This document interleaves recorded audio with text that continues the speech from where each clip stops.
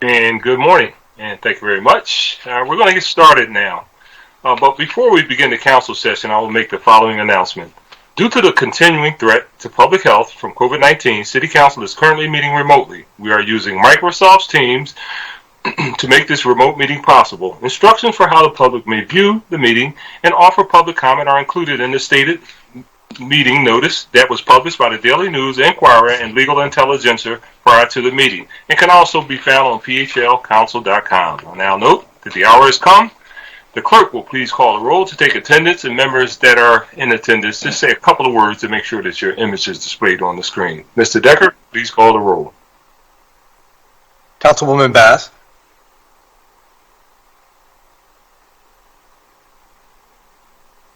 You're on mute, Councilwoman. Good morning, Mr. President, colleagues in the city of Philadelphia. I am present. Thank you. Councilwoman Brooks.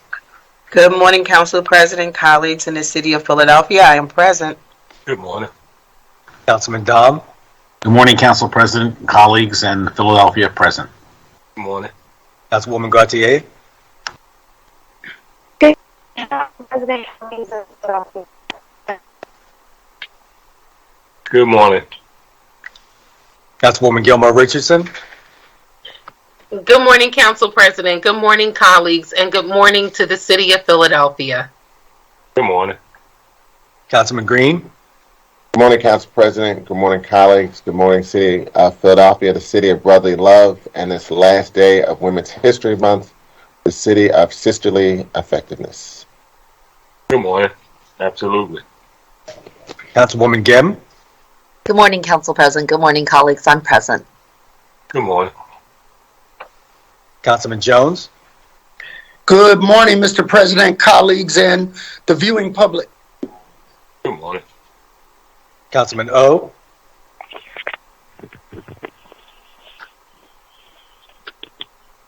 All right, sorry about that. The button wasn't responding. Okay. Good morning, Council President. Good morning, colleagues. I'm present. Good morning. Councilman O'Neill. Good morning, everyone. Good morning. Councilwoman Parker. Good morning, Mr. President, colleagues, and to the viewing public. Good morning. Councilwoman Quinones Sanchez. Good morning, Council President and colleagues. Good morning. Councilman Squilla. Good morning, Council President and colleagues. Good morning. Councilman Thomas. Good morning, Council President. Good morning, colleagues. Good morning to the listening public. I'm present. Good morning. Council President Clark. And good morning to you all. We've established our quorum, and we will now come to order. To give our invocation this morning, the chair recognizes the Reverend Bonnie Carmada of the Salvation Army of Eastern PA. She is here today as a guest of Councilwoman Quinones Sanchez. I would ask all members, guests, to please bow your head for the invocation. Good morning. Today I want to pray for God's presence among your midst.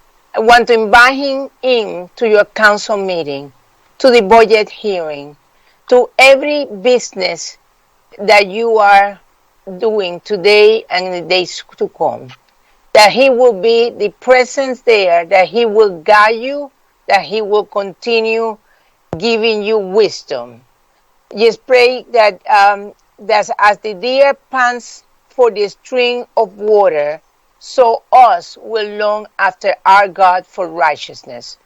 Father, I want to pray for protection. Ask you to protect our city council members, our mayor, our elected official. Lord, but I pray for protection for the citizens of Philadelphia.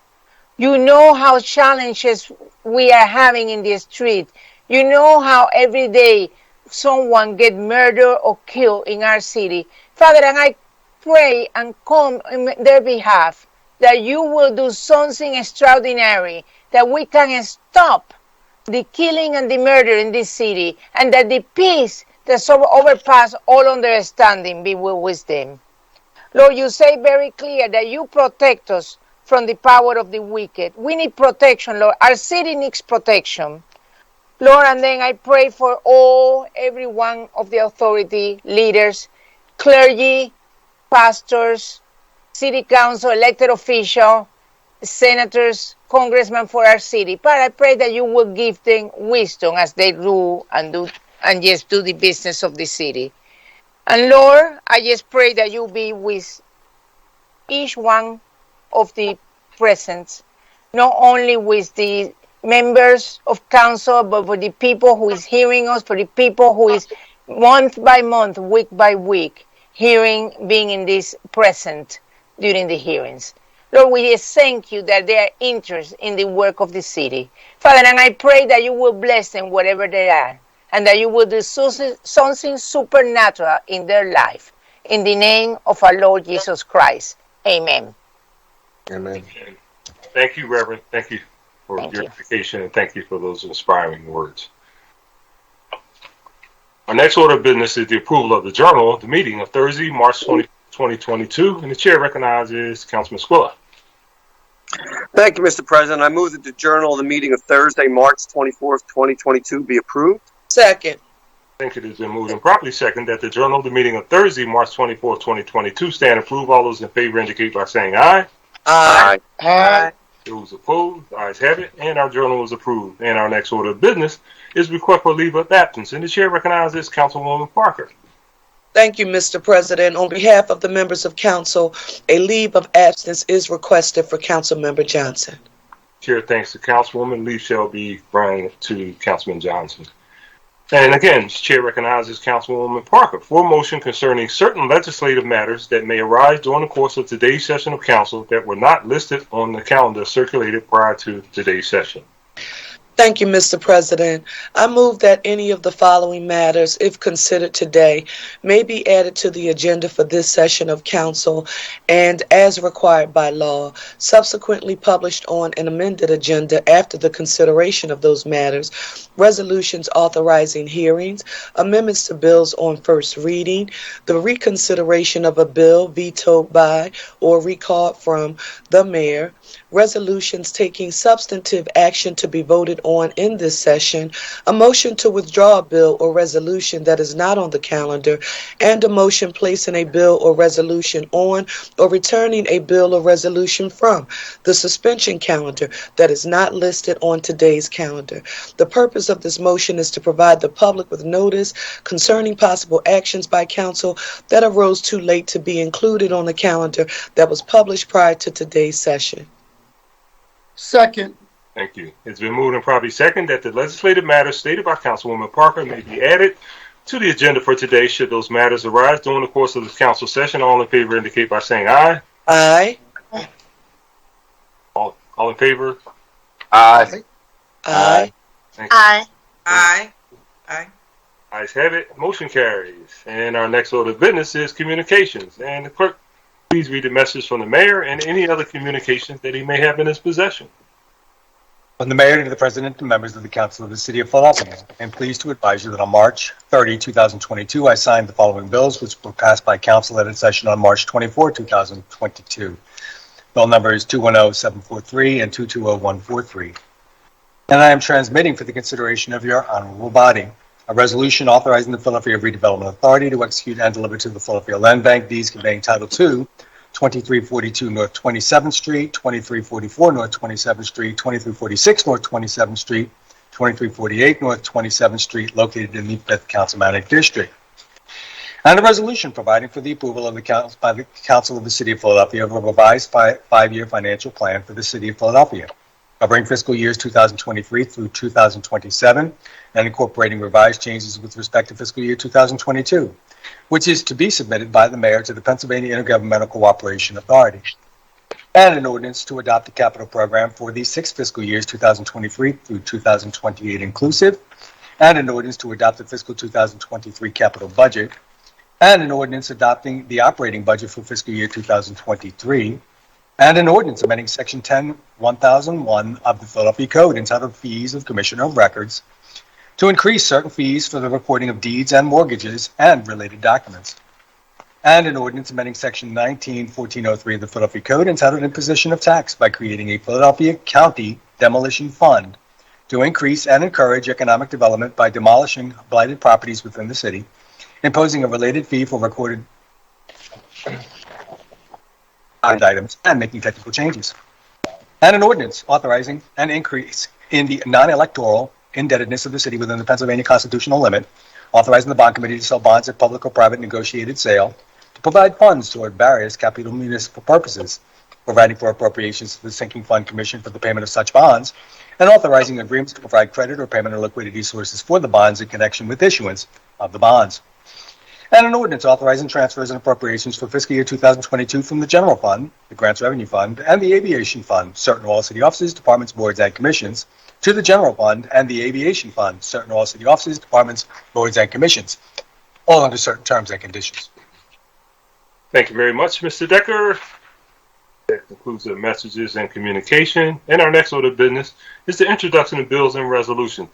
By way of a reminder, we're asking that all resolutions, including frivolous resolutions, be placed on the final passage calendar for the next session of council, unless they're being referred to committee. In our current remote environment, this procedure will provide an appropriate opportunity for public comment.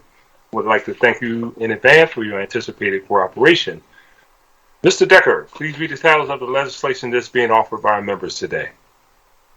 Councilwoman Parker offers 5 bills and 2 resolutions on behalf of Council President Clark, entitled an ordinance to adopt a capital program for the 6 fiscal years 2023 through 2028 inclusive, and an ordinance to adopt the fiscal 2023 capital budget, and an ordinance adopting the operating budget for fiscal year 2023, and an ordinance amending Section 10-1001 of the Philadelphia Code entitled Fees of Commissioner of Records to increase certain fees for the recording of deeds and mortgages and related documents, and an ordinance amending Section 19-1403 of the Philadelphia Code entitled Imposition of Tax by creating a Philadelphia County Demolition Fund to increase and encourage economic development by demolishing blighted properties within the city, imposing a related fee for recorded documents and related items, and making technical changes. Those 5 bills will be referred to the appropriate committee. And a resolution providing for the approval by the Council of the City of Philadelphia of a revised 5-year financial plan for the City of Philadelphia covering fiscal years 2023 through 2027 and incorporating revised changes with respect to fiscal year 2022, which is to be submitted by the mayor to the Pennsylvania Intergovernmental Cooperation Authority. For the committee.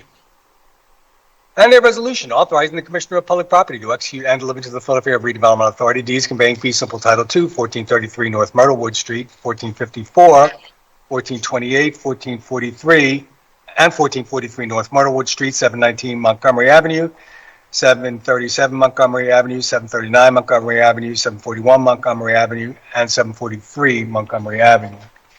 Thank you. Mr. Decker, you said that was a resolution? It was, Mr. President. Next week's calendar. Councilwoman Gilmore Richardson offers a resolution recognizing and supporting the health and wellness of Black mamas and birthing people by acknowledging April 11 through 17, 2022 as Black Maternal Health Week. Next week's calendar. Council President? Yes. Councilwoman? Yes, for the record, I just wanted to ensure that we notate that resolution is being co-introduced with Councilmember Cindy Bass, who is chair of our Public Health and Human Service Committee. Thank you, Council President. Thank you, Councilwoman. Let the record reflect that. The co-sponsorship of Councilwoman Bass.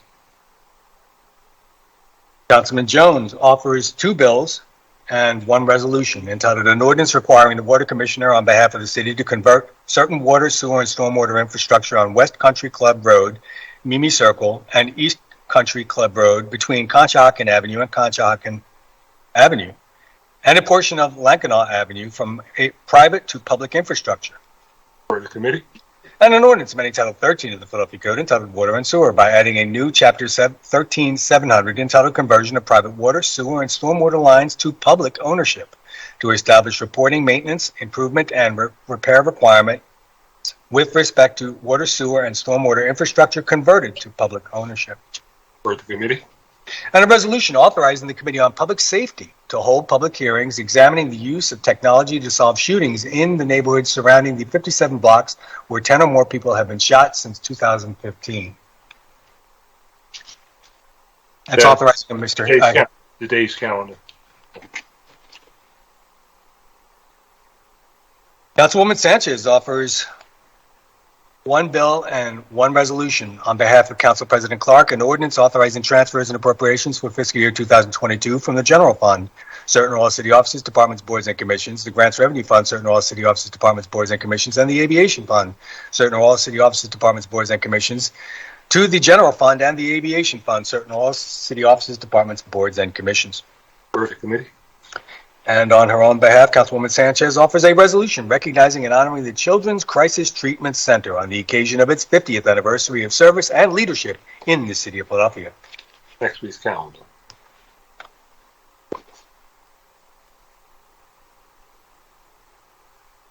Councilman Green offers 5 bills.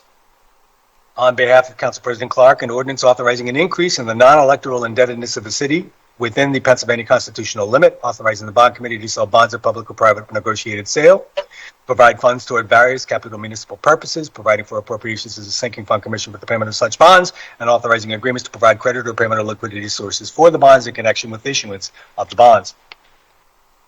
Refer to committee. And on his own behalf, Councilman Green offers an ordinance amending Bill number 190412, entitled An Ordinance Approving City Participation in the Commonwealth's Property Assessment Clean Energy Program, all under certain terms and conditions, to expand the CPACE program in conformity with authorizing legislation by the Commonwealth, and to make other conforming changes. And an ordinance amending Bill number 100163AA, entitled An Ordinance Authorizing the City of Philadelphia to Organize an Authority to be known as the Philadelphia Energy Authority, pursuant to the terms of the Municipality Authorities Act of 2001, as amended under certain terms and conditions, as amended, to reaffirm the responsibilities and powers of the authority, authorizing and directing certain actions in connection with fulfilling the procedural requirements for the formal documentation of related articles of amendment. And an ordinance amending Chapter 2300 of the Philadelphia Code, entitled Compensation and Benefits, to provide for a program to incentivize the recruitment of certain city employees and to make other technical changes. And an ordinance amending Chapter 2100 of the Philadelphia Code, general provision to revise the residence requirement of prospective city employees, all under certain terms and conditions. Chair recognizes Councilman Green. Thank you, Council President. As we know, public safety has been an issue here in our city and also around the country. This body has stepped up by providing millions of additional dollars that came out of the American Rescue Plan to help some of those anti-violence initiatives to our grassroots community-based organizations as a way to address this public safety issue here in Philadelphia. But considering this is a nationwide problem, for the past number of weeks, I've been reaching out to colleagues in Democratic municipal officials, National League of Cities, to see what they have been doing to also address this issue. And so in doing that research over the past period of time, learned that a number of cities have been using different initiatives like signing bonuses as a way to recruit police officers. Recruiting police officers has been an issue all over this nation. Cities like Baltimore, Newark, Denver, Seattle, Portland, Albuquerque, all have been using signing bonuses as a way to bring in police officers into their jurisdictions. In addition, in doing this research, learned that the national average salary for police officers is about $60,000. Here in the city of Philadelphia, it's less than $57,000. And recently in our council hearing with Commissioner Outlaw, we learned that we have budgeted 6,380 police officers, but we only have 5,900 officers on duty. So that's close to 500 officers that have not been appointed that are in our budget. In addition, we learned from her that two of the major issues in recruiting police officers are salary and residency.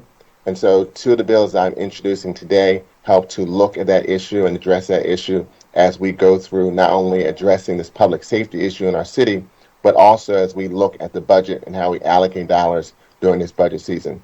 So I look forward to having a robust conversation regarding these two bills. I know council as a body will continue to do the work that we've always done to try to come up with new and creative ideas to address the public safety issues in our city. Thank you, Council President. Thank you, Councilman. Those 4 bills will be referred to the appropriate committee. Councilwoman Brooks offers 1 bill and 2 resolutions, entitled An Ordinance Amending Chapter 191100 of the Philadelphia Code, Personal Property Taxes, to impose an annual tax on certain intangible personal property. Chair recognizes Councilwoman, you want to speak now? Yeah, really quick. Yes, thank you, Council President. As we enter into the 3rd budget season of the pandemic, our city has faced a number of questions. How do we lift up our most vulnerable Philadelphians who face severe financial and personal losses over the past 2 years, and close this racial wealth gap? And how do we heal neighborhoods across the city that are suffering from poverty, austerity, and disinvestments? And how do we support young people in recovering from learning losses, social isolation, and widespread gun violence? And I firmly believe that deep investments in community services like libraries, parks and recreation, behavioral health services, and not status quo funding are what we need for equitable recovery. So today I'm officially introducing the Philly Wealth Tax, which could bring between $240 and $280 million to the city to invest back in our communities.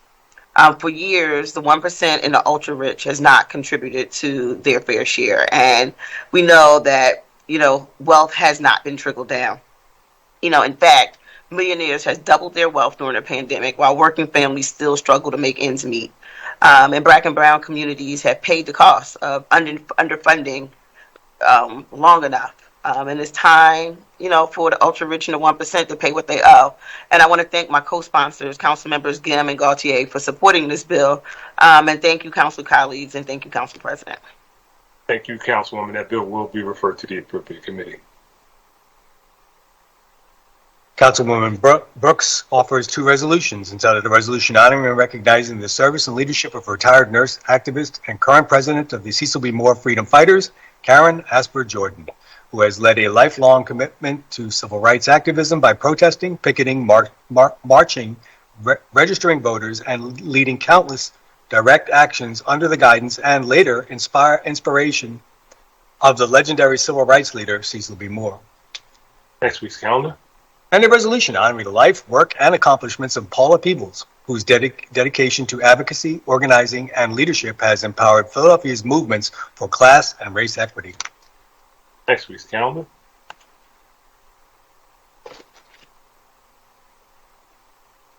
Councilman Thomas offers a resolution honoring and congratulating Women's History Month's Champion of the Week and Cheney State College's Lady Wolves on their 40th anniversary of historic 1982 NCAA Basketball Division I National Championship game. Next week's calendar. Councilman O'Neill offers an ordinance to approve amendments to the Jefferson Torresdale Hospital Master Plan related to a new proton therapy center building at 10,800 Knights Road.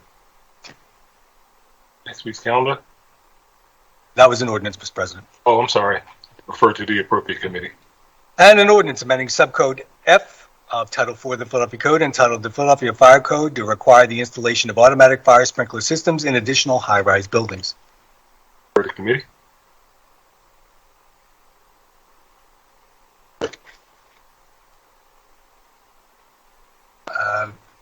And that ordinance, last ordinance related to subcode F, was introduced by Councilman Squilla, Mr. President. Thank you. For the committee.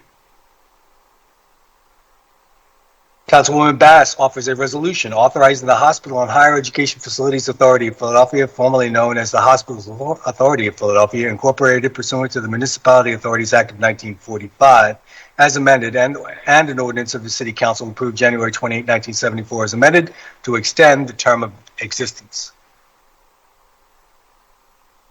Committee. And Councilman O offers a resolution recognizing and honoring Judge Doris Smith Ribner for her years of service to the Commonwealth of Pennsylvania as the first Black woman elected to a statewide judicial seat on the occasion of Women's History Month. Next week's calendar. There are no other bills or resolutions being offered today by the members, Mr. President. Thank you very much, Mr. Decker. That concludes our introduction of bills and resolutions by our members. And our next order of business is reports from committee, and the chair recognizes Councilman O'Neill for a report from the Committee of Technology and Information Services.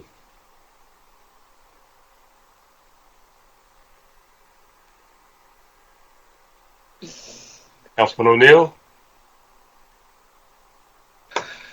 Mr. President, on behalf of Councilmember O'Neill, thank you, Mr. President. The Committee on Technology and Information Services reports out one bill with a favorable recommendation.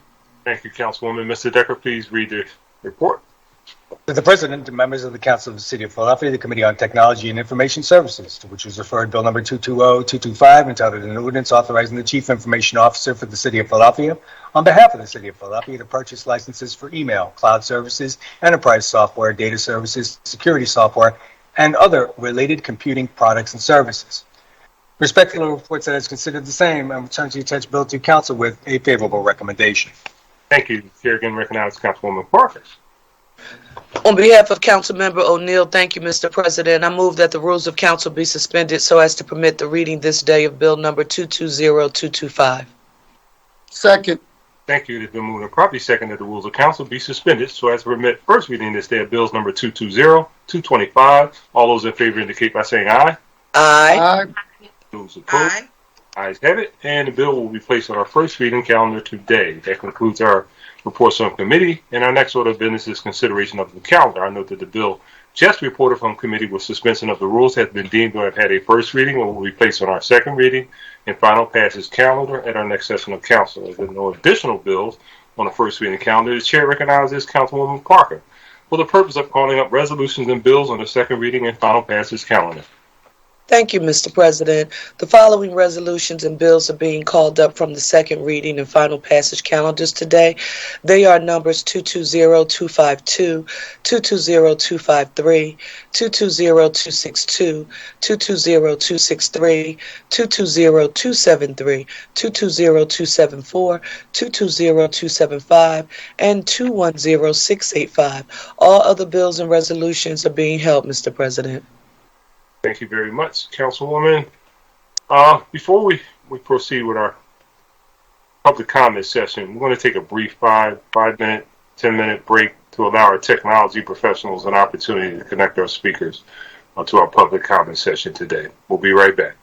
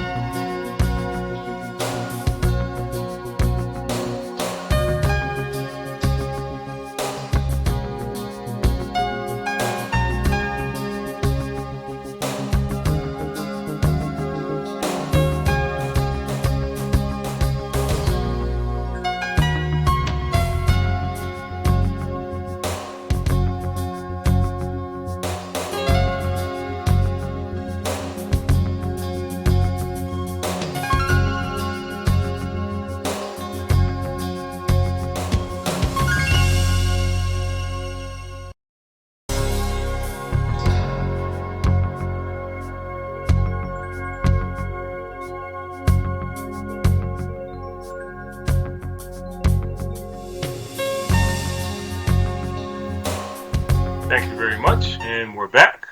We will proceed with our public comment session. So now that everyone is connected to the meeting, and before considering the resolutions and bills we have before us today, we will consider our public comment session. Public comment must concern matters on the second reading and final passage calendars for possible action at a session of council.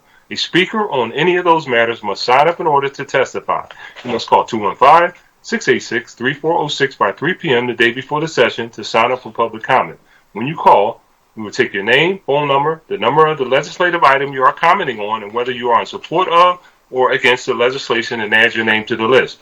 We will then telephone each person on the list during the council session and invite them to our remote meeting.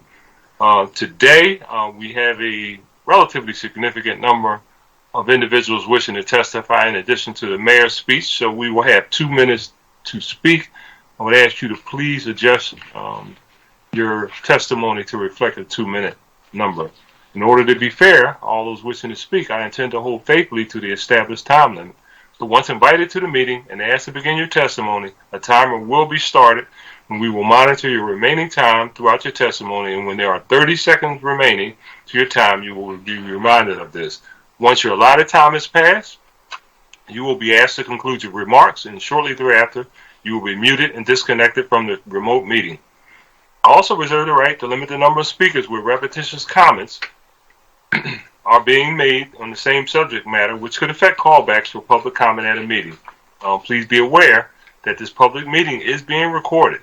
So because the meeting is public, participants and viewers have no reasonable expectation of privacy. So by continuing to be in the meeting, you are consenting to being recorded. I will now ask Mr. Decker, please read the first name on our list. The first speaker we have today, Mr. President, is Tanaja Hammond, commenting on 210-848. Good morning. State your name for the record, and please proceed with your testimony.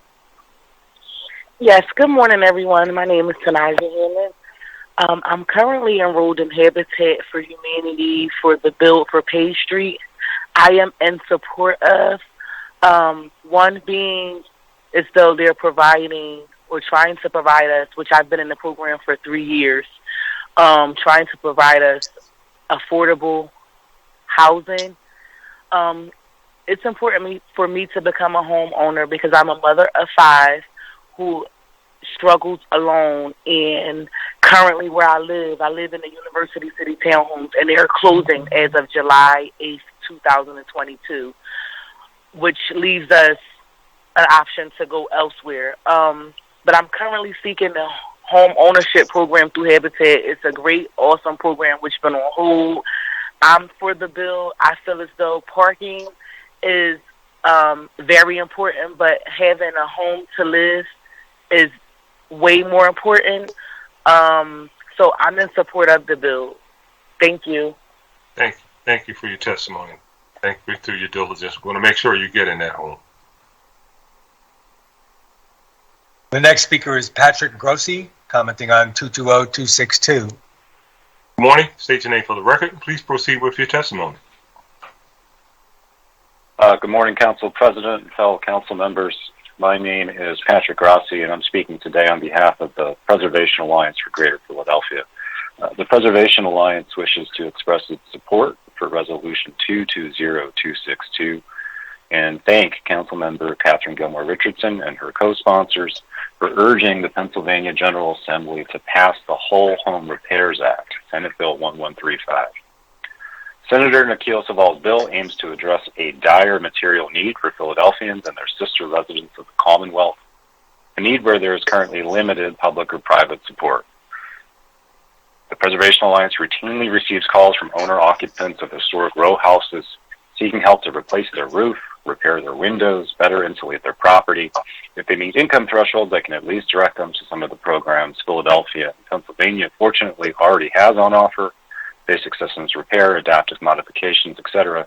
But as you all know, the demand and wait list for these programs is likewise great.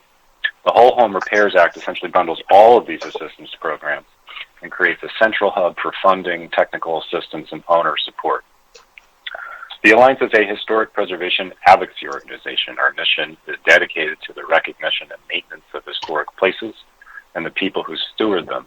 And simply put, helping people to stay in their homes by making them safe, making them comfortable, making them more energy efficient is one of the best ways we can preserve our historic built environment.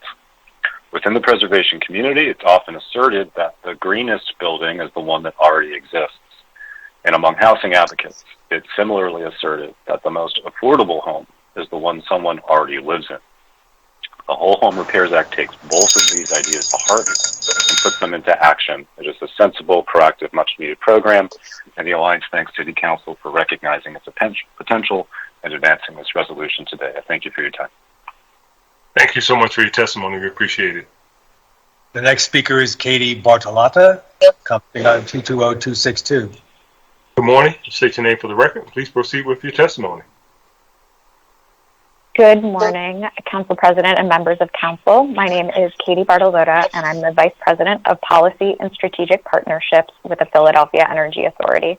It's a pleasure to be here with you all today in support of Resolution 22062, calling on the Pennsylvania General Assembly to adopt the Whole Home Repairs Act, and thanking Senator Saval for his commitment to creating safe, efficient, resilient housing in the Commonwealth of Pennsylvania. The Philadelphia Energy Authority is a city government entity building a robust and equitable clean energy economy. We've spent the last 3 years developing and piloting a whole home repair program here in Philadelphia called Built to Last, on which the whole home repairs legislation is modeled. Built to Last helps existing home repair programs work together to deliver whole home improvements that not only preserve existing affordable housing, but also make homes healthy, safe, comfortable, less expensive to operate, and climate resilient. From basic system repairs and weatherization to electric heat pumps and rooftop solar, Built to Last amplifies the impact of existing programs and fills critical service gaps.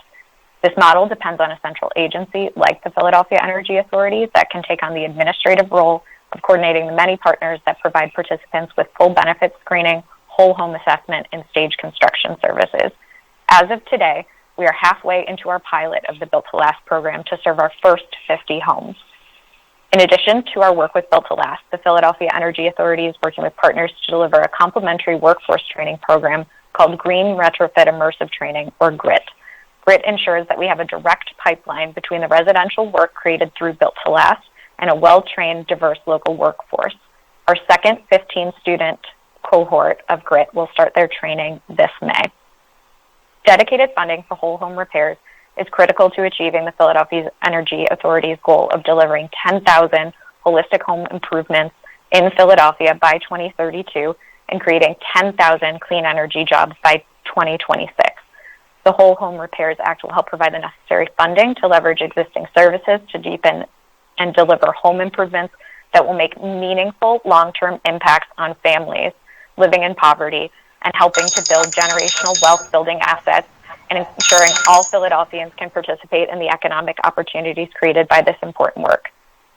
We applaud the bipartisan group of Pennsylvania senators who've already endorsed this legislation, and we applaud the council members, including Catherine Gilmore Richardson and Sherelle Parker, for their leadership in introducing this resolution to support the swift passage of the Whole Home Repairs Act. Again, I thank you for the opportunity to join you today and lend our support to Resolution 220262. Thank you.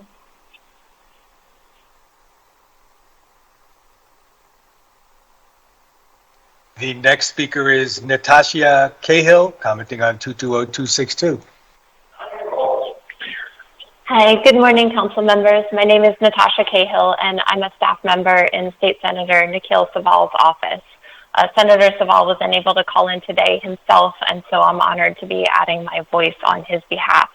I call to express our complete support for City Council Resolution 220262 as proposed by Council members Sherelle Parker and Catherine Gilmore Richardson, and I add our gratitude to the council members for this resolution and to all council members for considering it.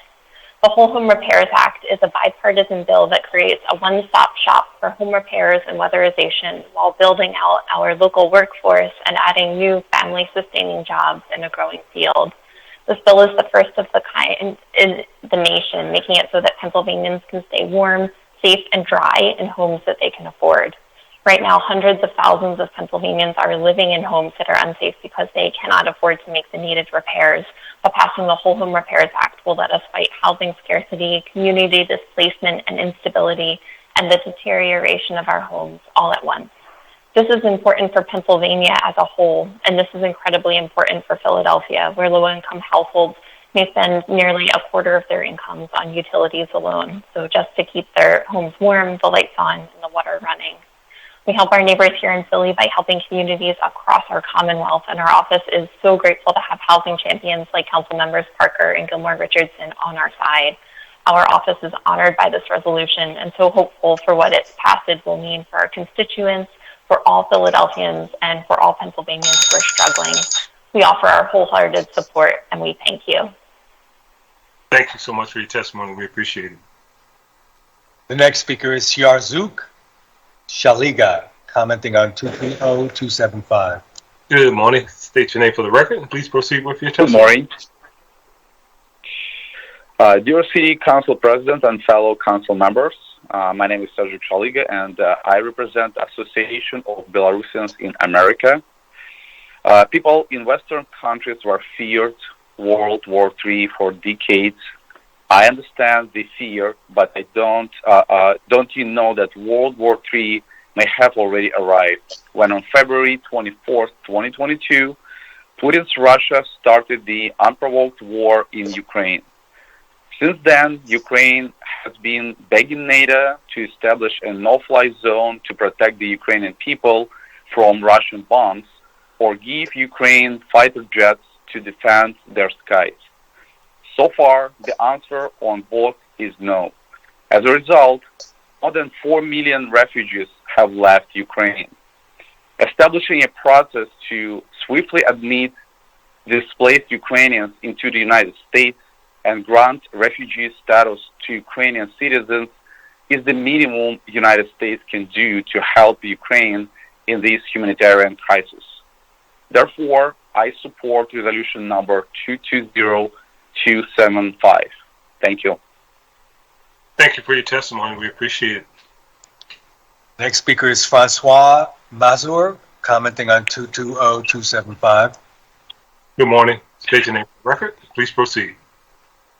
Okay, thank you. Good morning, council members. My name is Francois Mazur, and I'm speaking in support of resolution number 220275, and that's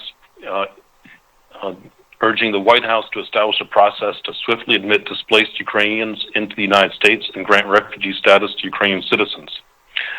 Philadelphia is the cradle of liberty and has always taken the lead in the United States in welcoming immigrants, and this resolution provides emphasis to this historic attitude and presents an important signal to the White House that bringing Ukrainian refugees as swiftly as possible reinforce the United States' belief in liberty and freedom. Similarly, for those with family in the United States who are already in the process of arriving here and for whom visas are already available, the lengthy processing backlogs should be eliminated. I truly hope the City Council will adopt this resolution. Thank you for your time. Thank you for your testimony. We appreciate it. The next speaker is Eugene Lucio, commenting on 220275. Good morning. State your name for the record, and please proceed with your testimony.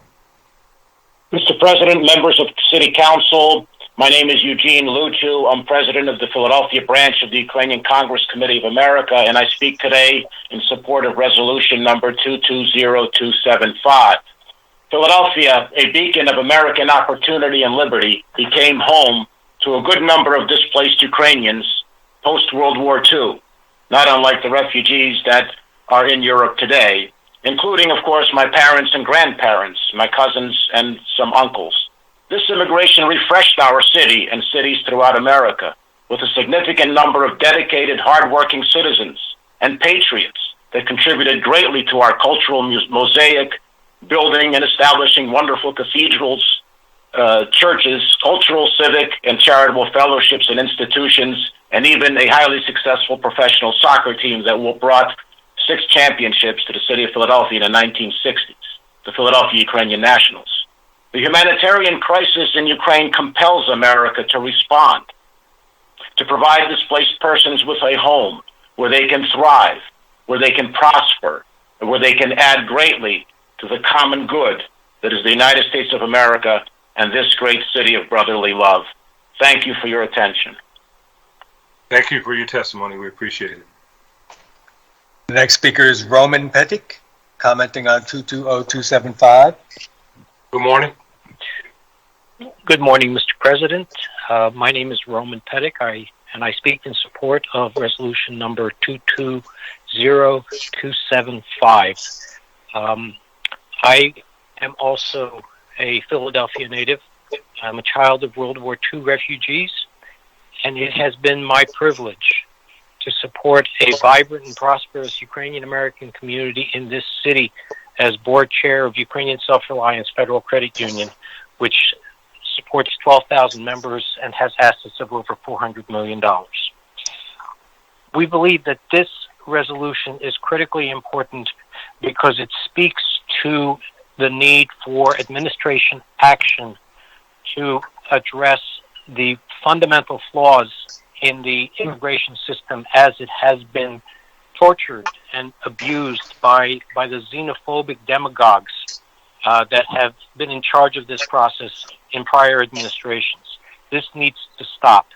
There is an opportunity here for the administration to act courageously to correct some of these administrative and executive decisions that greatly thwart the opportunities that should otherwise be available to the Ukrainian emigres and the Ukrainian refugees that are now waiting by the millions in Poland and Romania and other countries for an opportunity to live in this land of opportunity. I urge the administration to take the appropriate steps and act courageously and I strongly support this resolution, particularly those provisions that speak to the issues that were endorsed by the Jewish Federation of North America and the Anti-Defamation League. Immediate steps to help Ukrainian civilians settle in the United States with close family ties or other basis for entry. Thank you, Mr. Chairman. I appreciate your opportunity to speak to this issue. Thank you for your testimony. We appreciate it. The final speaker, Mr. President, is Queen Judith Robinson, commenting on 220-685. Good morning. Yes, good morning. Queen Judith Robinson here to testify on 220-248-210-685. It's Women's History Month, and I just want to make sure on this last day that we give big props to all of the women who are holding down families in PHA long-term residency. I want to talk about that in the future, so I want to just give a shout-out to Michelle Bailey, a long-term tenant, and Queen Nadine Harris, who is a homeowner in Brewery Town, went from being a tenant to a homeowner. And these long-term tenants have been paying rent for 20, 30, 40 years in some cases. We need to recognize them as homeowners as quickly as possible. I'll talk about that in the future, especially as we talk about budget hearings, etc. This special certificate of inspection should be extended to PHA residencies. Tenants are in properties 24/7, and we should expand that possibility. It's Women's History Month. I want to make certain that we keep in mind all of the unsung sisters, Sheroines of, I'm going to focus in on, as a committee person, 32nd Ward, 13th Division. Thank you for the opportunity. Have a great day. Thank you. Appreciate your testimony. There are no other speakers, Mr. President. Thank you, Mr. Decker. That concludes our public comment session. We will now consider the bills and resolutions on the second reading and final passage calendar. Mr. Decker, please read the title of resolution number 220-252. A resolution honoring and recognizing the contributions of service worker, administrator, and faith leader Bonnie Camarda, whose leadership and talent for relationship building has bolstered the work of Philadelphia's most instrumental public interest organizations and uplifted Philadelphia's Latino community and empowered underserved populations across the city. Chair recognizes Councilwoman Brooks. Thank you, Council President. I move for the adoption of this resolution. Second. It's been moved and properly second. All in favor indicate by saying aye. Aye. Aye. Opposed? Ayes have it, and that resolution has been adopted. Mr. Decker, please read the title of resolution number 220-253. A resolution honoring and recognizing the voice, vision, and contributions of movement activist and organizer Ellen Somkala, whose fearless and transformative leadership within Philadelphia's Asian American community has advanced major victories for racial and economic justice, built multiracial coalitions across the city, founded historic institutions, and redefined Asian American activism, particularly in the area of youth leadership, education, justice, and civil rights. Thank you. Chair again recognizes Councilwoman Brooks. Thank you, Council President. I move for the adoption of this resolution. Second. It's been moved and properly second. All in favor indicate by saying aye. Aye. Aye. Those opposed? Ayes have it, and that resolution is adopted. Mr. Decker, please read the title of resolution number 220-262. A resolution calling on the Pennsylvania General Assembly to adopt the Whole Home Repairs Act, Senate Bill 1135, and thanking Senator Nikhil Savo for his commitment to creating safe, efficient, resilient housing in the Commonwealth of Pennsylvania. Chair recognizes Councilwoman Gilmore Richardson. Thank you, Council President. On behalf of Councilmember Parker and I move the adoption of the resolution. Second. Moved and properly second. All in favor indicate by saying aye. Aye. Aye. Opposed? Ayes have it, and that resolution is adopted. Mr. Decker, 220-263. A resolution declaring March 31, 2022 as International Transgender Day of Visibility in the city of Philadelphia. Chair recognizes Councilwoman Gill. Thank you very much, Council President. Today on this National Trans Day of Visibility, I want to dedicate this resolution and my remarks to the youth of this city, especially all of our trans, non-binary, and gender non-conforming young people who are transforming our understanding of what it means to be human and inclusive as a society and a city. So as we mark today, I just want to make sure that I invite everybody who's watching and my council colleagues, along with the Office of LGBT Affairs, for a rally for trans rights at City Hall at noon today. We want to continue to bring voice as well as visibility to this day. So 5 years ago, we were proud to host the first Trans Day of Visibility out of our council body. We welcomed a new LGBT director, and we wanted to show the world that this city would be dedicated not just to visibility for trans people, but to voice and change. I've been so encouraged in the past 5 years to see emerging leadership from trans, non-binary, and gender non-conforming leaders who have won new policies through this body, including name and pronoun change policies, bathroom availability and use, gender-neutral language, and access to activities that had previously been arbitrarily segregated by gender. City Council extended those same protections beyond schools, requiring every single youth organization, every single youth serving organization to develop or abide by similar policies, and that law will go into effect this summer. Some of these policies were championed by young people themselves. I want to honor and thank Itzela and Philly Family Pride, as well as my own trans staff members, Cam Duran and Christian Lovepaul, who made those policies possible. I'm grateful to trans, non-binary, and gender non-conforming teachers, educators, community leaders who have stepped out more boldly than ever to show our youth that a cruel world can and must change. But as much as we strive to make this world a little more loving and kind for trans youth and trans community members, there is no question that as visibility has grown, so has hate and backlash. Legislative bills denying health care to tens of thousands of trans youth are moving from state to state.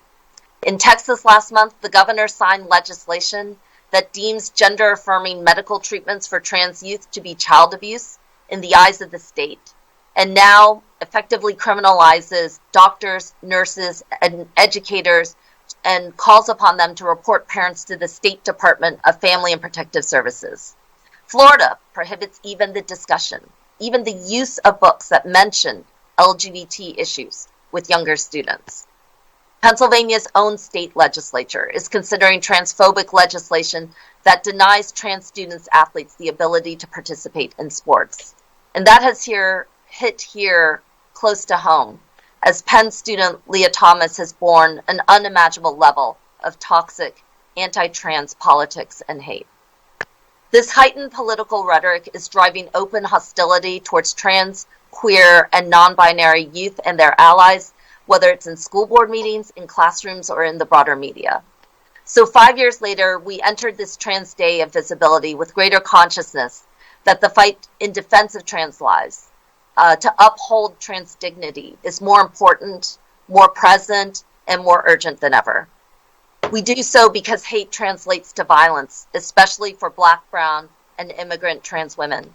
We honor Dominique Remy Fells, Mia Green, Stacey Blahnik, Nisa Morris, Diamond Williams, Kyra Cruz, London Kiki Chanel, Maya Young, Shantae Tucker, Keisha Jenkins, Tanya Moore, Tina Rodriguez, Michelle Tamika Washington.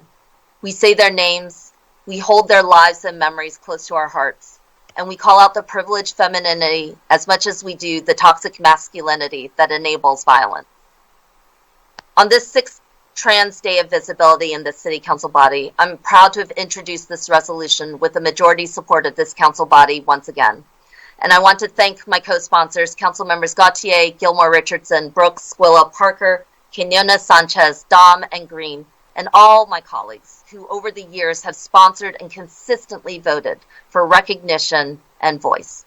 For all of our youth who have endless possibilities and limitless potential. To our trans, non-binary, and gender non-conforming young people wondering whether this world is for you. And to all who love them, this city council resolution is for you. We have your back, and we will be sending a signal that our city will always be here for our trans communities. With that, I call for the approval of this resolution. Second. Second. Thank you. It's been moved and properly second. All in favor indicate by saying aye. Aye. Aye. Those opposed, ayes have it, and that resolution is adopted.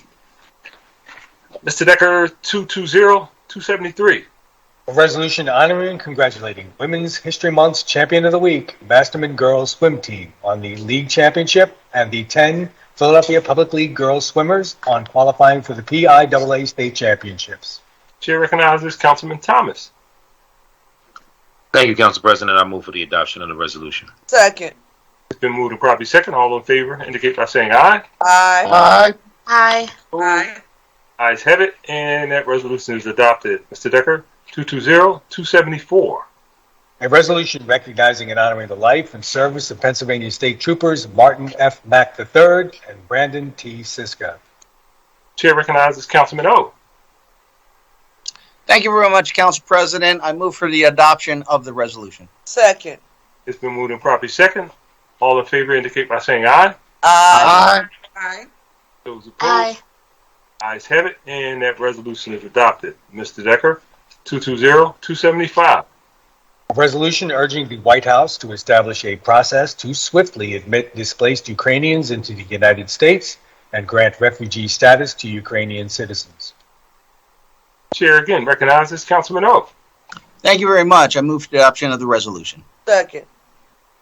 Thank you. It's been moved and properly second that the resolution be adopted. All in favor indicate by saying aye.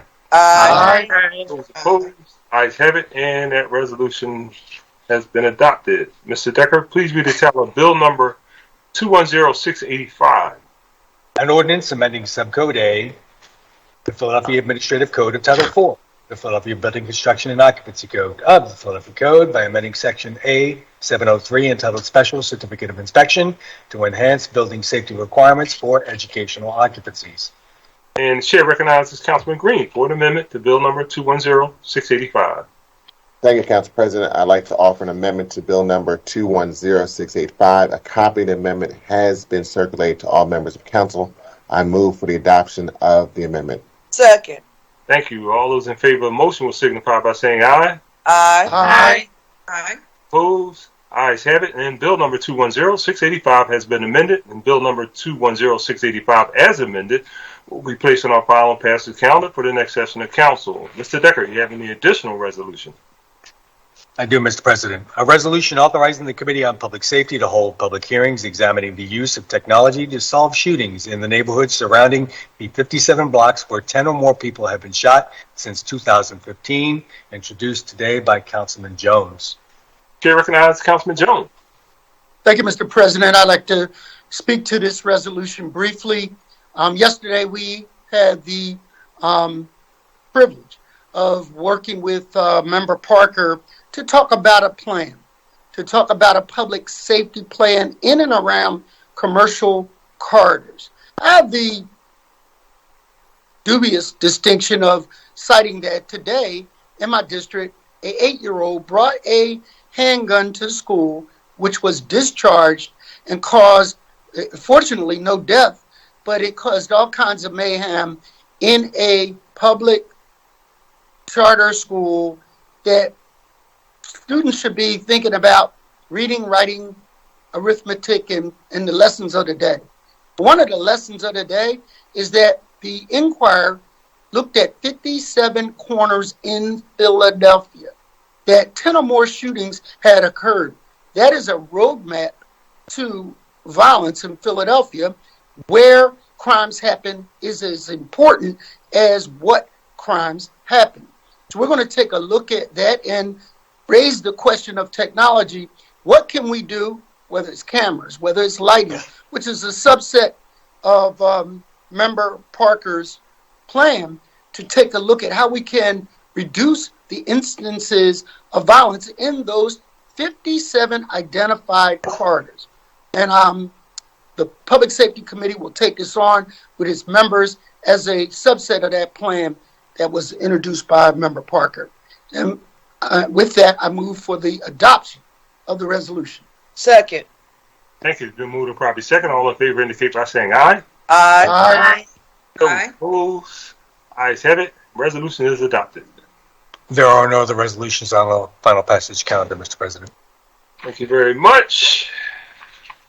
That concludes our calendar for today. And now we will have a special presentation, the budget message.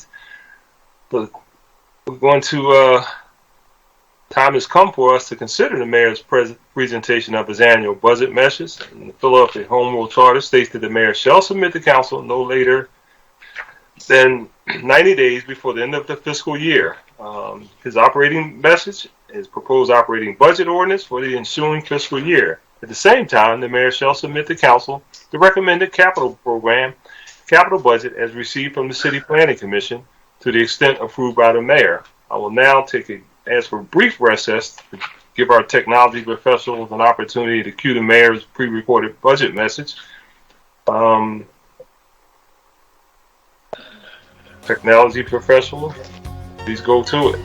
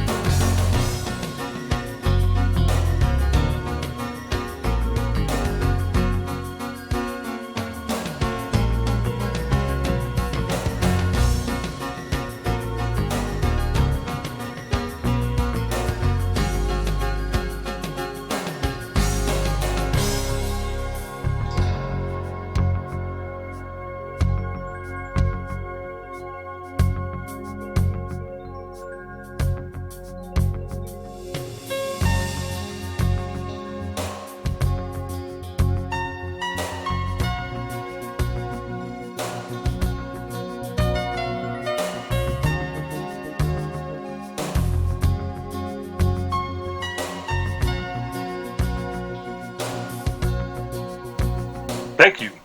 We will now consider the mayor's budget address.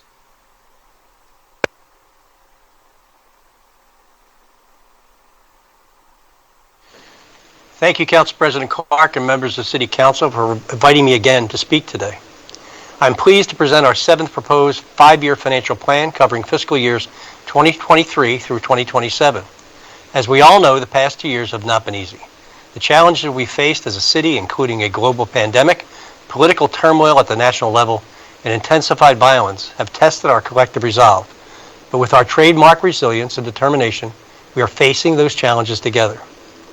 I remember the uncertainty we all felt in the early days of the pandemic, when our city shut down and we focused all of our efforts on stopping the spread of the virus. Each of us has had to make sacrifices while bracing for every worst-case scenario, and we've seen the impacts continue to ripple out into our communities ever since. Here and across the world, we have lost friends and loved ones. People faced uncertain economic futures and isolation. Children and families endured school closures, and business owners everywhere were forced to navigate restrictions and shutdowns. We faced those seismic changes together, and now, thanks to the collective hope and determination our city never lost, and bolstered by federal financial support, we are well positioned for recovery in the wake of the pandemic. As I've said before, I never lost hope that our city could and would rebound, and that hope is stronger today than ever. The strength and dedication I witnessed from the thousands of first responders and City of Philadelphia employees over the past 2 years has been nothing short of remarkable. and I am proud that the city, along with all of our partner organizations across the region, stepped up to provide unprecedented support for our people at a time of great need. We got vaccinated. Since the life-saving vaccines started rolling out, Philadelphia has become one of the most vaccinated cities in the country. This is thanks to the Department of Public Health's tireless efforts and our incredible healthcare partners. More than 76% of Philadelphia adults are now fully vaccinated, and 93% of residents 12 years and older have received at least one dose. We supported families and children. Over the past 2 years, we've distributed over 23 million meals and over 41 million pounds of food. The city also established access centers at libraries, recreation centers, and community sites. And this year, we helped more than 1,500 families access $6 million in direct cash aid through the child tax credit and other federal programs. We help Philadelphians stay in their homes. Since May 2020, we've helped nearly 40,000 households stay in their homes through PHL Rent Assist, which has dispersed more than $253 million in federal, state, and local funds to support families and individuals. While many municipalities across the country struggled to get this funding to those who needed it most, Philadelphia became a nationally recognized leader in doing just that. We supported local businesses and workers. Since March 2020, more than $140 million in government, philanthropic, and private funding has gone to Philadelphia's small businesses and nonprofits, including 4 grant programs stood up by our Department of Commerce, PIDC, and the Commonwealth. Those funds have been lifelines for thousands of local businesses, especially hard-hit minority-owned businesses. Our Worker Relief Fund also provided more than $2.2 million in emergency cash assistance to over 2,800 workers left out of federal and state relief programs. We work to bridge the digital divide. The city worked with a number of partners to launch PHL Connected, a program that has provided over 21,000 free internet connections for student households. I remind everyone of these achievements because each one tells a story about dozens, if not hundreds, of dedicated public servants working around the clock to support our residents during a time of ever-changing needs. And they tell the story of the remarkable resilience of our residents and what is possible when we all work together to address those needs. That same resilience is what will propel us into the future. Our FY23 budget and 5-year plan proposed today builds on all of these efforts so that Philadelphians in every neighborhood can benefit from a strong, inclusive recovery. As we prepared this year's budget proposal, I'm proud that we initiated a comprehensive, inclusive public engagement process regarding city spending.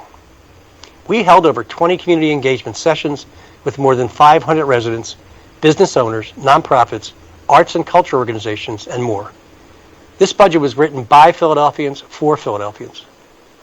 Building off that input over the next 5 years, this budget plan will move Philadelphia forward by enhancing core services that residents depend on, accelerating inclusive economic growth across the city, maintaining the city's long-term fiscal health, and continuing to reduce racial disparities so that race is not a determinant of success, and every single person that calls Philadelphia home can thrive. An integral part of our 5-year plan is the roughly $1.4 billion we're receiving from the American Rescue Plan. The support from the ARP represented a significant turning point for Philadelphia, not just in the fight against the pandemic, but for the future of our great city. This one-time federal relief helps ease the effects of projected revenue declines stemming from the pandemic. Our communities would have absolutely no path to a fair, inclusive, and equitable recovery from the pandemic without this support. In fact, we were looking at a $1.5 billion shortfall over the 5 years without the ARP. The American Rescue Plan has helped fill a gap this current fiscal year and fills projected deficits resulting from the pandemic through fiscal year 2025. However, the funding we're receiving from the ARP is less than the actual need over 5 years in order to fully fund service needs and priorities and keep city finances on a stable, sustainable path. We have to make difficult and strategic choices. We will be prudent and intentional to ensure our resources are best directed to the pressing issues facing Philadelphians today, while at the same time investing in resources that will set our city up for success in the years ahead, and all with a racial equity lens so that every Philadelphian is part of that success. This 5-year plan embodies hope, expanding on our vision of how Philadelphians can grow and prosper as we move past the worst of the pandemic. This virus will be with us for the foreseeable future, but we now have knowledge, data, and proven tools to manage it and are learning to move forward together in ways that promote public health and reflect the realities of life and society. I am more confident than ever of the city's ability to meet this challenge. As we continue to navigate the ongoing pandemic, we must continue to advance equitable economic recovery strategies, support business growth, and create economic security for all Philadelphians, ensuring that our city stays competitive in an ever-changing economy. We've made meaningful reforms to city business taxes, which have helped to grow small businesses and jobs, reduce barriers, and make Philadelphia a better place to do business. Since the beginning of the city's tax reduction program, we've decreased the wage tax by just over 20%. And since the beginning of our administration, the value of wage tax cuts has totaled nearly $100 million. And wage tax rates overall are at their lowest level since the 1970s. We've lowered the business income and receipts tax. And before 2016, about 130,000 businesses filed a BERT return each year. With the city's new $100,000 BERT exclusion and changes to filing rules, over 95,000 businesses with Philadelphia sales no longer have a liability or a filing requirement. I am pleased to report that this plan proposes no tax rate increases. We are anticipating new property assessments that reflect significant growth and may affect homeowners, other property owners, and tenants. Growing property values reflect well in Philadelphia being a place of choice and represent an opportunity to build wealth for some. As we navigate the impacts of potentially increased real estate values, our administration will continue to work closely with City Council on tax relief and reforms that are scaled to the magnitude of the changes as the data becomes available during the budget process. It's also worth noting that despite the pandemic's impact on the budget, we have been able to put our pension fund on a course to fiscal health through our partnerships with unions, legislators, and the pension board. Our plan has us getting to 80% funded by the end of the decade and 100% funded shortly thereafter. I'm happy to report that we are ahead of the original schedule. The fund is now at its highest funding percent since before the Great Recession. Now, I understand that to raise more revenue and fund more services, people may want us to tax wealthy corporations or wealthy individuals. But as we're all aware, because of the uniformity clause of the Pennsylvania Constitution, we're required to have the same tax rate for our small businesses as our largest corporations and the same wage tax rate for all workers, whether they are lawyers, teachers, or janitors. One way we can help our residents is by ensuring that they are aware of any and all tax benefits they may be eligible for, as millions of dollars in tax benefits are left on the table every year. I want to thank Councilmember Don for his leadership in trying to get these much-needed resources in the hands of residents who need it most. We will continue working together to lobby Harrisburg for changes while doing what we can at the local level to support our business community, create jobs, and build wealth for all Philadelphians. Our commercial corridors, which are the backbone of our neighborhoods, need continued support as they recover from the pandemic. That's why this plan will provide more than $13 million for economic stimulus programs, including $500,000 for a new emergency grant program and $7 million for the PHL Taking Care of Business Corridor Cleaning Program. This initiative, championed by Councilmember Parker, maintains neighborhood corridors as welcoming and attractive places while providing accessible job opportunities. In 2021, the PHL TCB program collected more than 170,000 bags of trash from commercial corridors. Support for neighborhood commercial corridors, housing, infrastructure, and public spaces is essential to driving economic growth.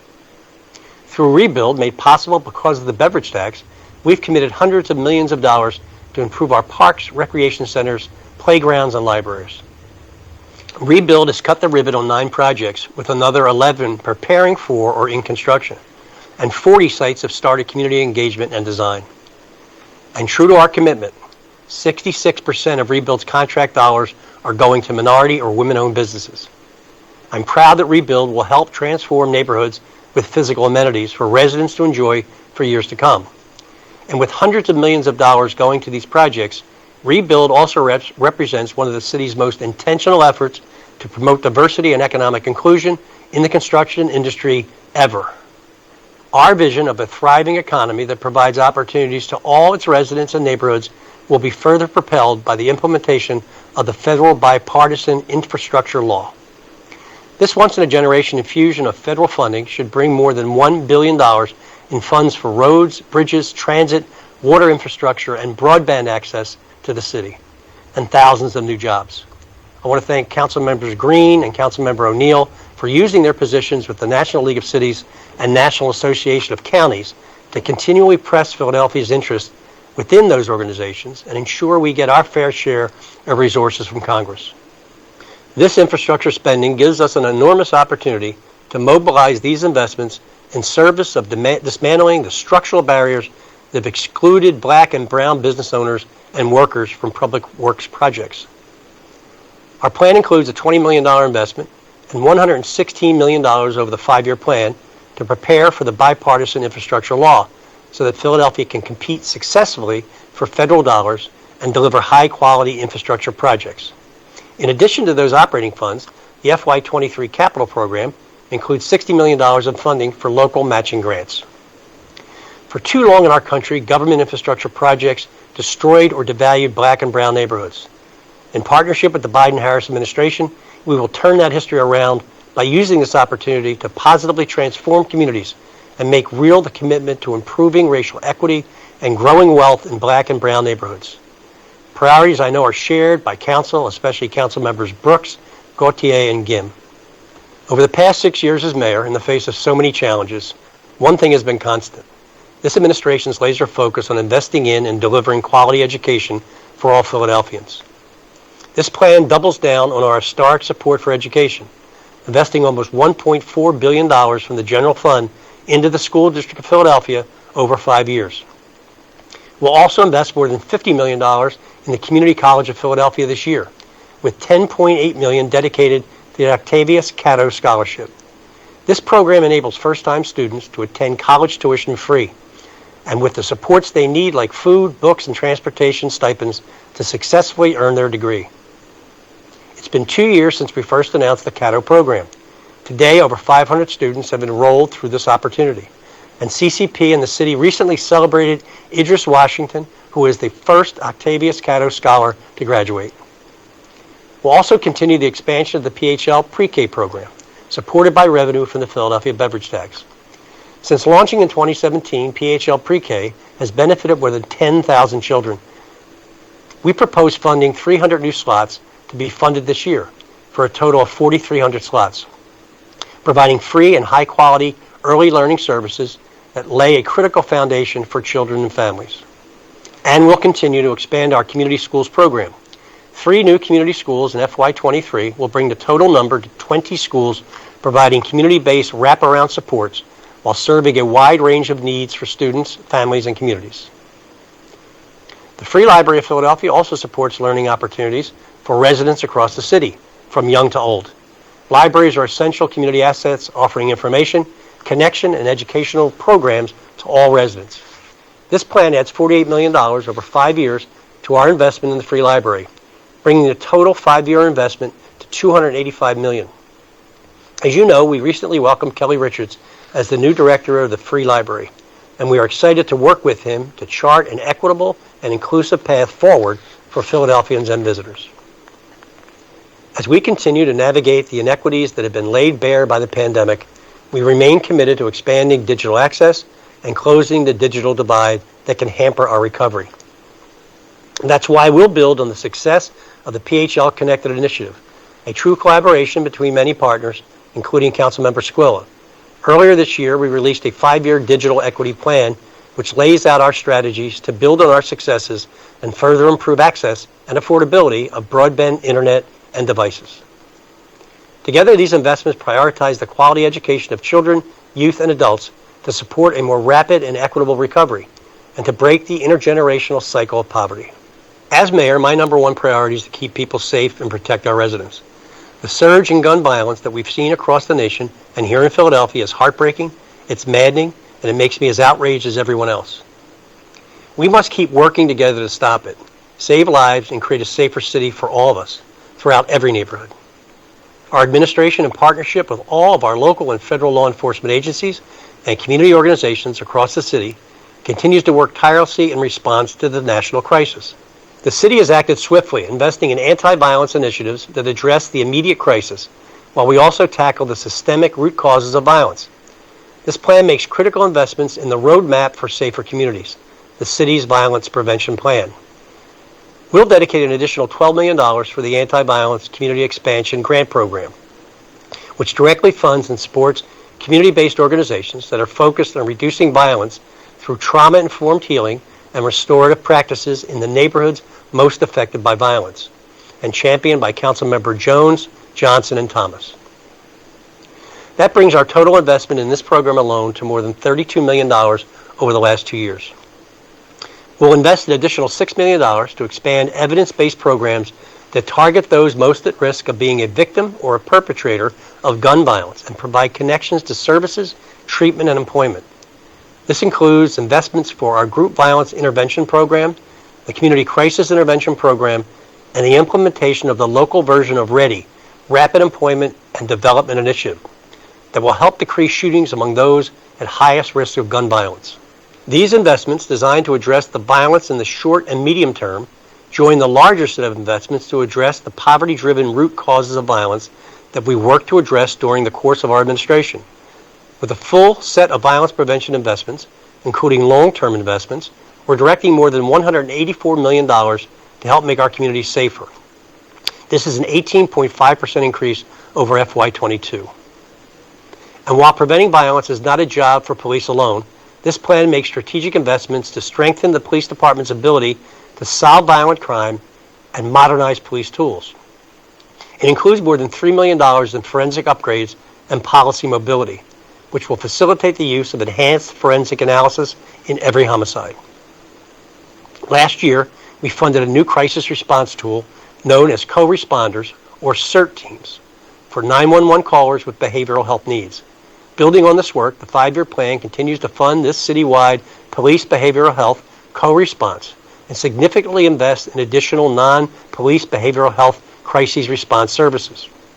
FY23 sustains behavioral health crisis teams that are available to respond to residents with mental health crises citywide 24 hours, 7 days a week.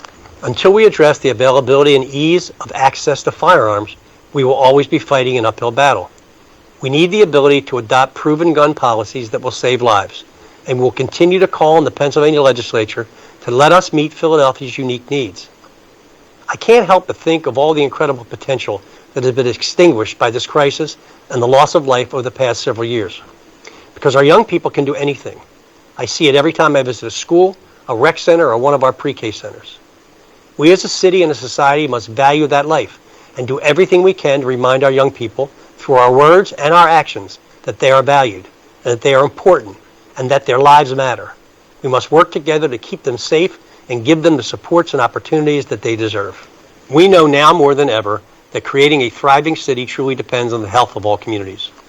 We must continue to work to eliminate health disparities and safeguard residents from threats that cause disease and injury. On this front, we're committed to ensuring that COVID-19 prevention and treatment options are available to all city residents, regardless of insurance status or ability to pay.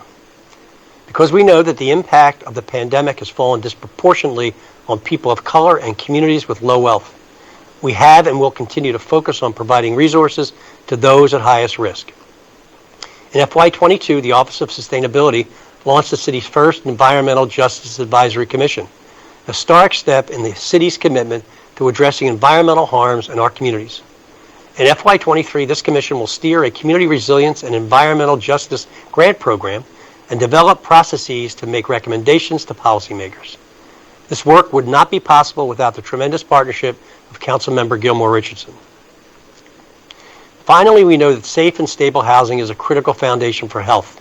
The plan makes a major investment, $103 million over 5 years, in the Housing Trust Fund and continues support for the Neighborhood Preservation Initiative. NPI is a $400 million program investing in affordable housing and neighborhood services, thanks in large part to the guidance and leadership of Council President Clark and Councilmember Quinones Sanchez. In FY23, we will build on innovations we adopted because of the pandemic and invest $3.2 million to sustain shelter services for seniors and invest $5.7 million over the 5-year plan to support our homeless service providers, including wage increases for the staff providing these critical services. For all neighborhoods to thrive, resources are needed to help some of our most vulnerable, those experiencing street homelessness and those affected by the opioid crisis.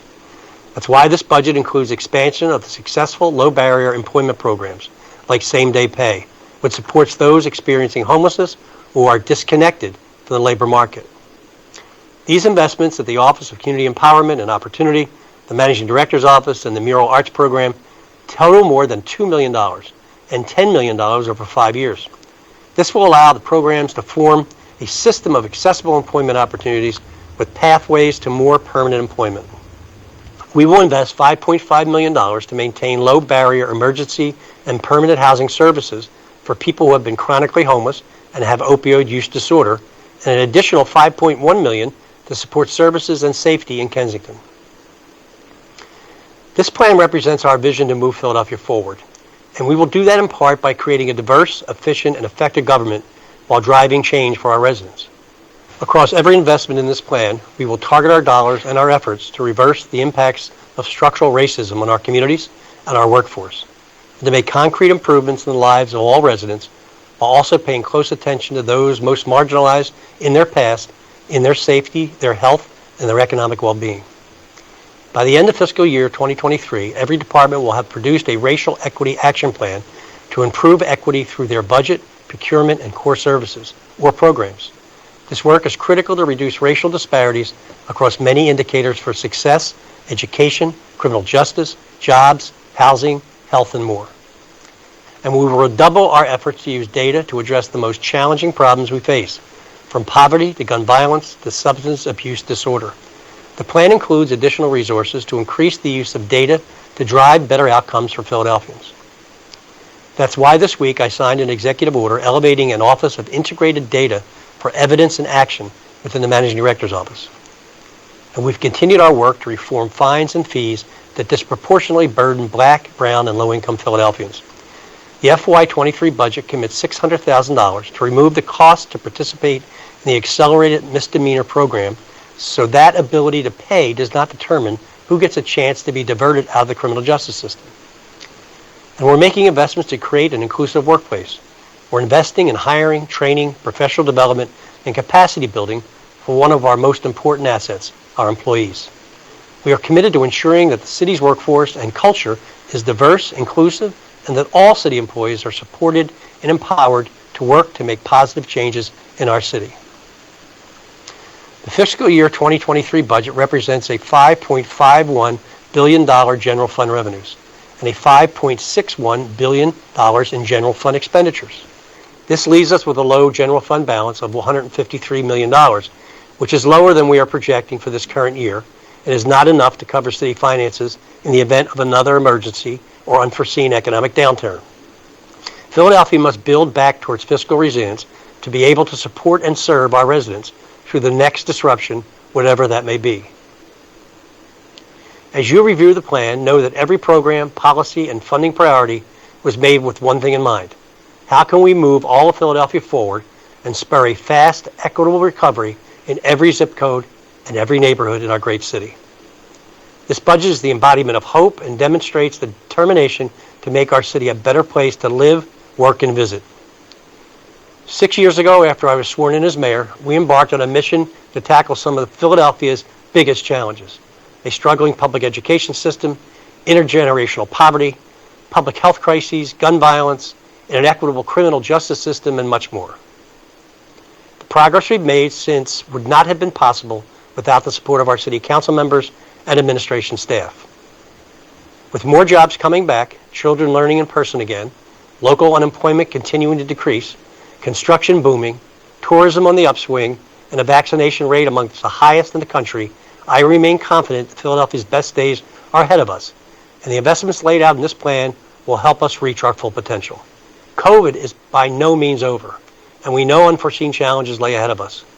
But I am so optimistic about the future of Philadelphia because I know that Philadelphians are strong and resilient. The resiliency of our city and our people never ceases to amaze me. I see it when our school teachers inspire students from all walks of life to reach for their dreams. I see it when our doctors, nurses, and frontline medical workers help vaccinate more than 1 million people and counting. I see it when immigrants, families, and businesses choose to forge their future here in our great city of brotherly love and sisterly affection. Because after all, for Philadelphia to achieve the promise of its future, it will take our collective will to build the foundation that future generations of Philadelphians deserve. The coming year will be a big moment of challenge and opportunity for our city and region, and the plan laid out today will help us reach that moment. Let's rise to the challenge because all Philadelphians are counting on us. Let's show the world that our city never backs down, never gives in, and that we are and always will be stronger together. Thank you.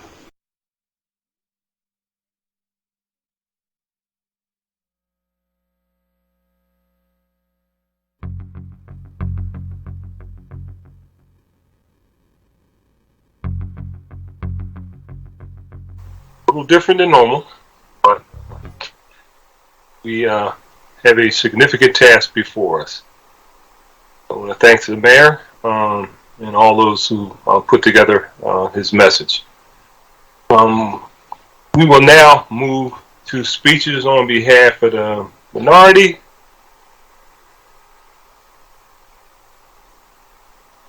And the chair recognizes Councilwoman Brooks. Thank you, Council President. I want to take a moment to uplift the 4 resolutions that I am both passing and introducing today that recognize inspirational Philadelphia women. The first resolution, co-introduced with Councilmember Keone Sanchez, honors our guest today, Reverend Bonnie Camarada, who we were so lucky to have join us today and provide the invocation. Her years of serving the city as a public interest organizations, including the Salvation Army, Esperanza, and other, has empowered Latinx population across the city and changed Philadelphia for the better. The second resolution, co-introduced with Councilmember Gim, recognized Ellen Samakawawa, a fearless Asian American activist and champion for young people at a time when balance against API community is one on the rise. It is essential that we celebrate the work of legendary organizers like Ellen and stand in solidarity with her relentless fight for social justice. The third resolution honors retired nurse, activist, and current president of Cecil B. Moore Freedom Fighters, Karen Asper Jordan. Her dedication to housing justice, racial equality, and community empowerment in the streets of Philadelphia is unmatched, and our communities are grateful for her lifelong commitment to civil rights. The last resolution celebrates Paula Peoples. Paula's decades of organizing includes coordinating the student walkouts at a young age to protest the lack of Black history being taught in schools, and spending years as an active member of the Black Panther Party, and just a few years ago organizing protests for social justice after the murder of George Floyd. And her lifelong commitment to the social movements has been an inspiration. So many of the issues these women fought for are ongoing struggles, and for that reason it's worth remembering who laid the groundwork for our present day movements for justice. And on the last day of Women's History Month, I want to express my deepest gratitude and admiration for these women. And along with my fellow women on council, I commit to paving the way for future generations of Philadelphia women to be leaders in the fight for economic, gender, and racial justice. Thank you so much, Council President. Thank you, Councilwoman. With respect to Paula Peoples, you can add that her years of pushing the 5th District council members, council people, to continue to thrive towards rebuilding North Philadelphia. Thank you. Speech on behalf of the majority, chair recognizes Councilman Green. Thank you, Council President. And as you were making reference to Paula Peoples, I also had to reflect on the late Ladera Williams and the work that she did as well. I got to know her when I was a young lawyer, and enjoyed her cooking and her fish, as well as talking with her. Council President, I wanted to just take a few moments. I want to thank my colleague, Councilmember Jones, chair of the Public Safety Committee. This Tuesday, we had a hearing on the work of Man Up PHL. And they did a study. As many people know, Man Up PHL was founded by Solomon Jones, and the chair of that organization, Dr. Brian Ellis, did a report called Listening to the Streets. And they focused on talking with young men who unfortunately got caught up in the gun violence situation that we see in the city of Philadelphia. Now, we first had a hearing when Man Up was just getting started. That was February 11th of 2020. And at that time, we were concerned about the violence in the city of Philadelphia. In 2019, we had 356 homicides in our city. We all know we had 562 homicides last year, and we're already on a pace to push past that. And so the hearing really talked about some of the solutions and things that they identified, talking to young men, and also talked about the sense of urgency that we have to address this public safety issue and crisis in our city. And when I think about, the mayor provided his budget address this afternoon, that sense of urgency and a time is a concern that I have that, although there were a number of investments made in our budget, I don't get that sense of urgency in reference to addressing this public safety crisis in our city. Many of us as members of this body have called for that type of urgency to address these issues. This is an issue that's impacting us all across this country, and I just don't get that sense coming out of this budget. I know we've had financial challenges, but when we have and receiving $1.4 billion from the American Rescue Plan, it's this body that's actually created some of those creative ideas where we spent, and allocated millions of dollars last year to anti-violence initiatives. When I think about PHL Rent Assist, environmental justice, some of the other initiatives that I heard this afternoon, those are ideas that came from council.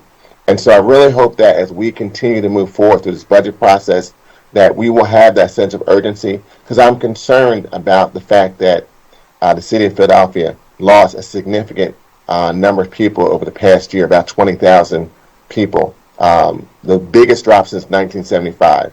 When we look at the census, we had 30,000 African-American families leave the city of Philadelphia. I don't want to go back to 1975.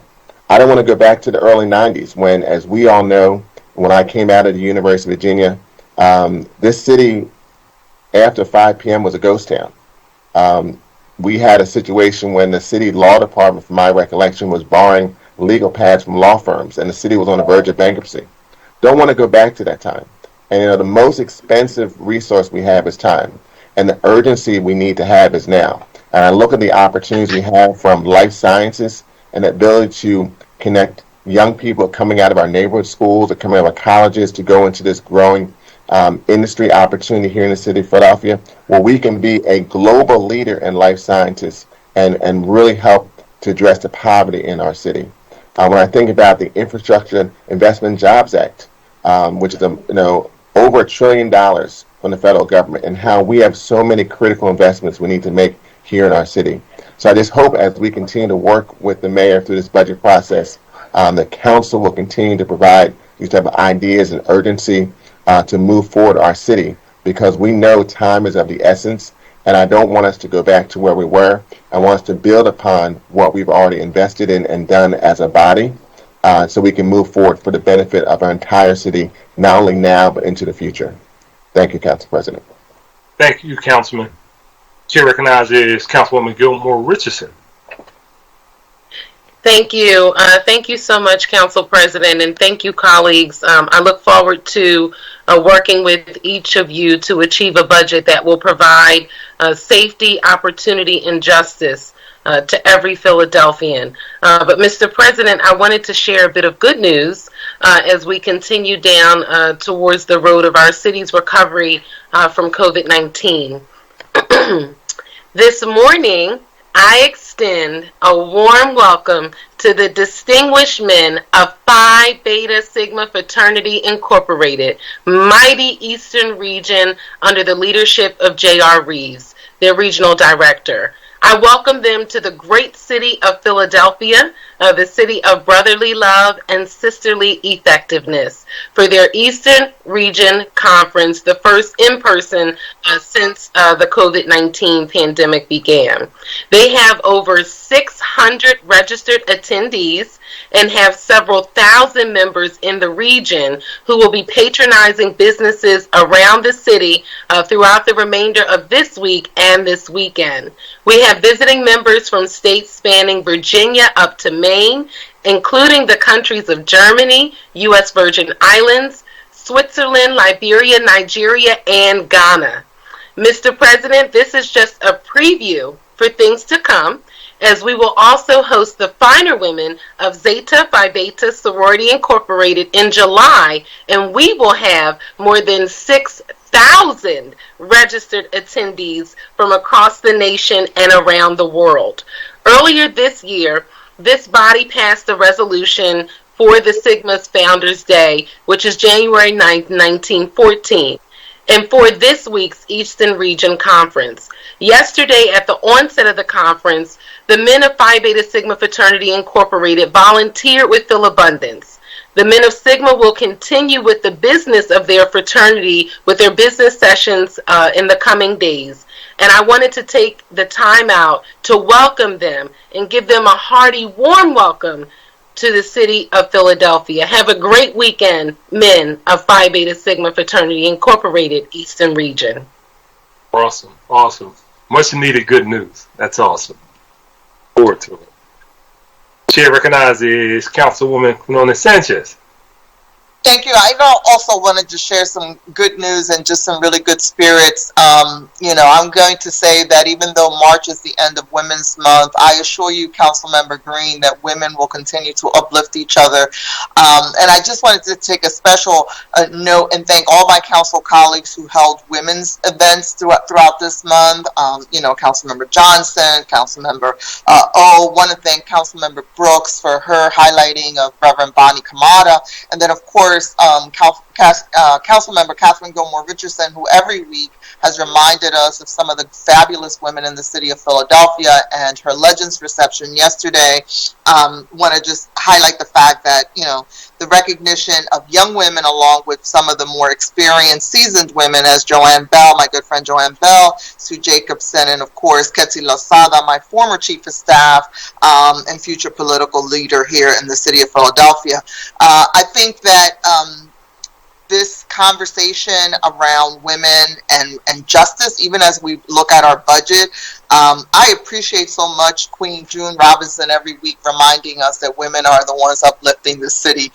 So I want to thank her in particular because she has been consistent in that messaging, and we appreciate it that she reminds us that this neighborhood, this community, and this city will only be better when we continue to support women in the work that they're doing. And part of the work that we do is obviously uplift our men. And I say that as a mother of two boys and a grandmother of two boys. There's no better way for me to improve the world than to ensure that those men are doing what they need to be doing. So thank you very much, Council President. Thank you, Councilwoman. Thank you so much for your message. I think that concludes our speeches today. We have our work cut out for us, so over the next 2 months, we will aggressively digest the mayor's budget, and hopefully the outcome will be one that the citizens of the city of Philadelphia will be proud of, and this will make a much better place as we plan for the future to enhance our wonderful city here. So with that, Chair recognizes Councilmember Jones for a motion to adjourn. Thank you, Mr. President. I move that council stand adjourned until Thursday, April 7th, 2022 at 10 a.m. Second. Thank you. It has been moved and probably second that the council stand adjourned until Thursday, April 7th, 2022, 10 a.m. All in favor indicate by saying aye. Aye. Aye. Those opposed, ayes have it. Aye. The motion carries. I want to thank you all very much. And again, please be safe. Thank you all. Love you guys. Thank you, CP.